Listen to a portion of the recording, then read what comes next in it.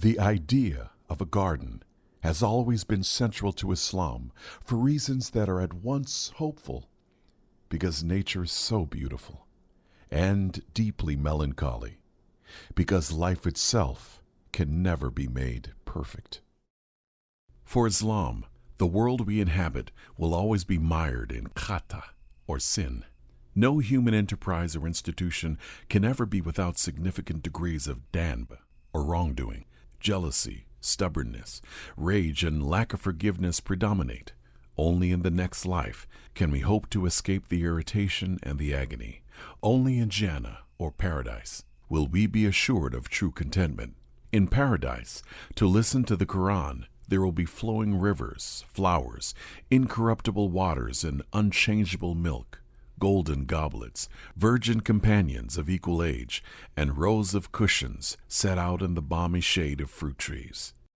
Yet, because this might all be a long way off, Islam recommends an unusual technique to prevent us from losing our poise and despairing.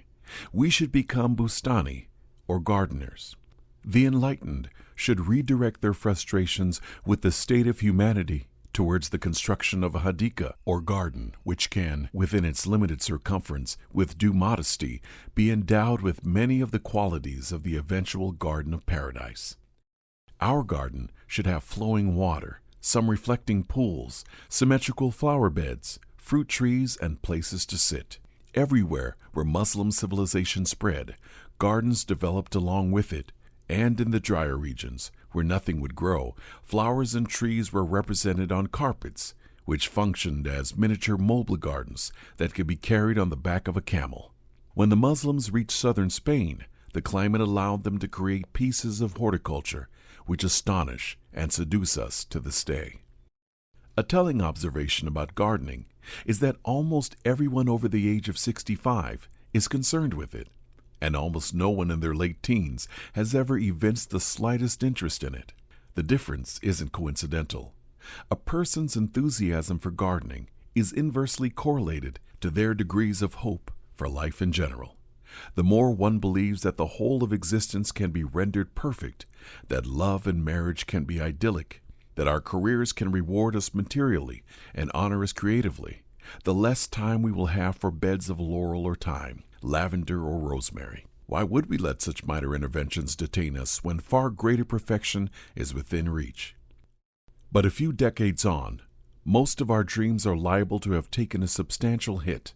Much of what we put our faith in, professionally and romantically, will have failed, at which point we might be ready to look with different and significantly more sympathetic eyes at the consolations offered by cypress trees and myrtle hedges, geraniums, and lilies of the valley. No longer will gardening be a petty distraction from a mighty destiny, rather a shelter from gusts and squalls of despair. Islam is appropriately wise in its ambitions. It doesn't tell its followers to plow themselves a farm, nor does it advise them to focus on a window box. The scale is carefully calibrated, neither too big to mire us in unmanageable expense and bureaucracy, nor too small to humiliate and sadden us. The garden becomes a perfect home for our remaining pleasures in a troubled world.